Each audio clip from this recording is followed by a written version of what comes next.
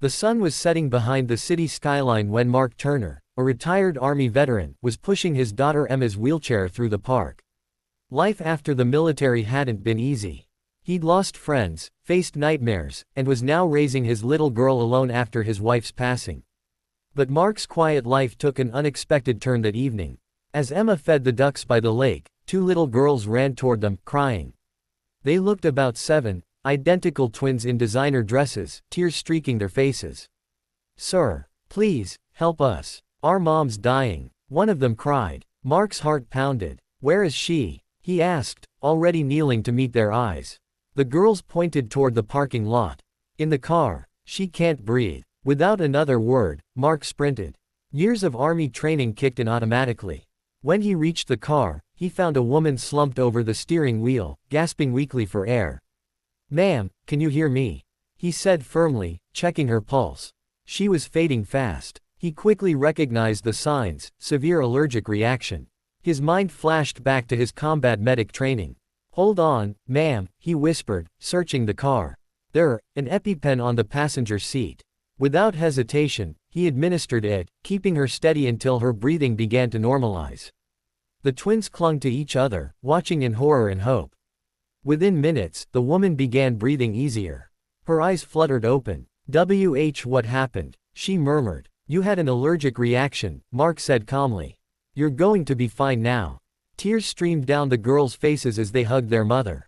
"Mommy, he saved you." The woman turned to Mark, still weak but grateful.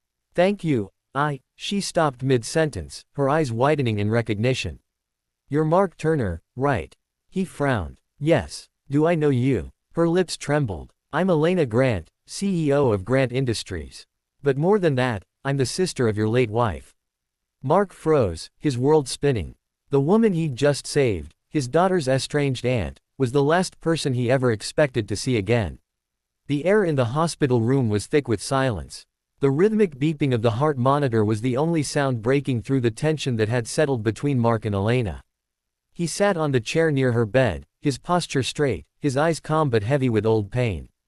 Elena lay there, pale but awake, her twin daughters asleep on a couch nearby, their small hands clasped together as if afraid to let go. When she finally spoke, her voice was quiet, almost trembling. "I didn't know you were still in the city," she said. Mark gave a faint, humorless smile. "Didn't have much reason to leave.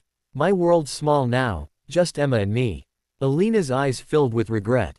"After my sister, after Lena, died, I couldn't face you.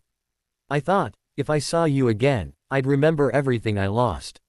Mark's gaze dropped. "We both lost her. But instead of coming together, we became strangers." Tears filled Elena's eyes. "She loved you more than life itself. You were her world. I just couldn't understand how a man so strong couldn't save her."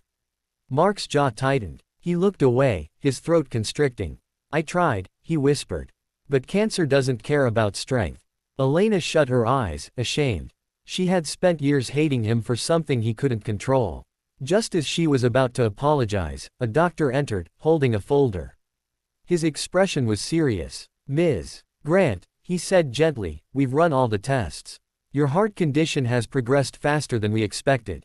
You need surgery soon." "But," he hesitated, glancing between her and Mark. "But what?" Mark demanded. The doctor sighed. "We don't have a perfect compatible device ready yet. The synthetic valve your company developed isn't stable enough for a long-term implant. Without it, you might not survive another episode." Elena's lips trembled. She nodded slowly, her eyes distant. Mark clenched his fists. "There has to be something we can do. We're working on it," the doctor said softly. "But time isn't on your side." After he left, the room felt colder. The twins stirred in their sleep. Emma looked up from her wheelchair and asked softly, "She's going to be okay, right, Dad?" Mark looked at his daughter, his reason for living, and then at Elena. He couldn't let another member of this family die while he stood helplessly by. He took a deep breath. "I'll fix it." Elena frowned. "Mark, you can't." He stood. "Yes, I can. That device your company built, the synthetic valve, it was based on one of my early military designs. I helped develop the prototype before I left the engineering field." Her eyes widened. "You designed that?" Mark nodded slowly. During my service, we were working on biomedical systems for injured soldiers, machines that could replace lost function, even damaged organs. I left that behind when Lena died, but maybe it's time I didn't. For the first time in years, determination flickered in his eyes. That night, long after everyone had fallen asleep, Mark sat alone in the hospital lab.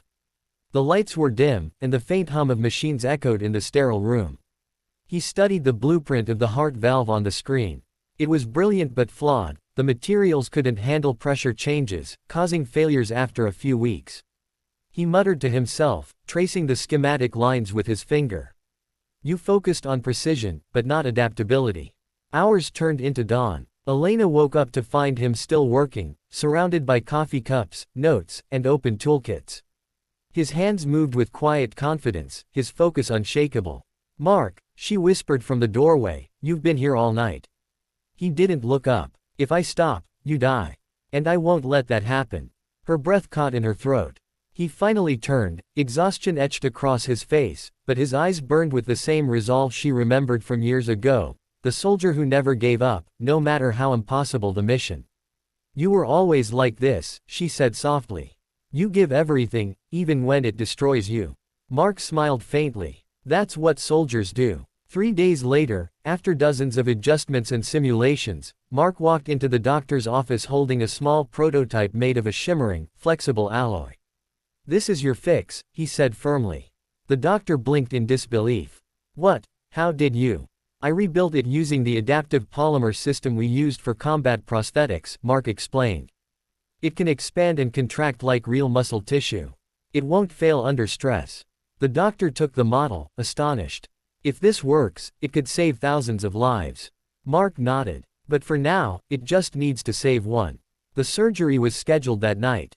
Before she was wheeled into the operating room, Elena reached for Mark's hand. If I don't make it. He cut her off. You will. Tears welled in her eyes. Tell my girls I love them. You'll tell them yourself, he said, squeezing her hand. I promise. As the operating room doors closed, Mark stood outside with the twins, Emma by his side. The girls clung to each other, whispering prayers through tears. Mark remained silent, staring at the glowing red light above the door, his mind replaying every moment, the fear, the guilt, the years of distance. Hours passed. Finally, the light went off. The doctor stepped out, pulling off his mask, and smiled. The surgery was a success.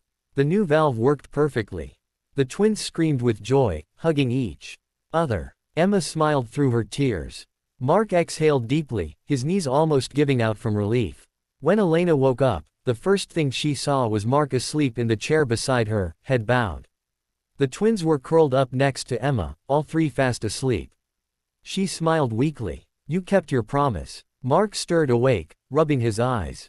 Told you I would. Tears rolled down her cheeks. You saved me twice, Mark. Once with your hands, and once with your heart. He looked away, trying to hide the emotion in his eyes. Guess I owed your sister that much. No, Elena whispered. You don't owe anyone anything. You've already given enough. Weeks later, Elena returned home stronger than ever. The twins adored Emma, and their laughter filled the once lonely house. Elena called a meeting at Grant Industries, inviting her board members, engineers, and partners. When Mark entered the conference room, everyone turned. He wore a simple suit, still carrying the calm authority of a soldier. Elena stood proudly beside him. Ladies and gentlemen, she announced, this is Mark Turner, the man who saved my life and redesigned the heart valve our entire medical division failed to perfect. His work will not only redefine our technology, it will redefine our purpose. The room erupted in applause. Mark cleared his throat. I'm not here for titles, he said simply. But I've seen what happens when good people are forgotten. Veterans like me, men and women who gave everything, deserve another chance. I want to start a program here. Project Phoenix. A place where veterans can use their skills again, build, create, and live with purpose. The crowd went silent for a moment, then began to clap again, louder this time. Elena looked at him with admiration. You're building something beautiful, Mark. He smiled softly. Maybe this time, we all can heal. Months passed. The project flourished. Veterans from across the state joined, learning engineering, mechanics, and design. Grant Industries became a symbol of hope and second chances. Elena often visited the workshop, watching Mark teach a group of former soldiers. The light in his eyes had returned.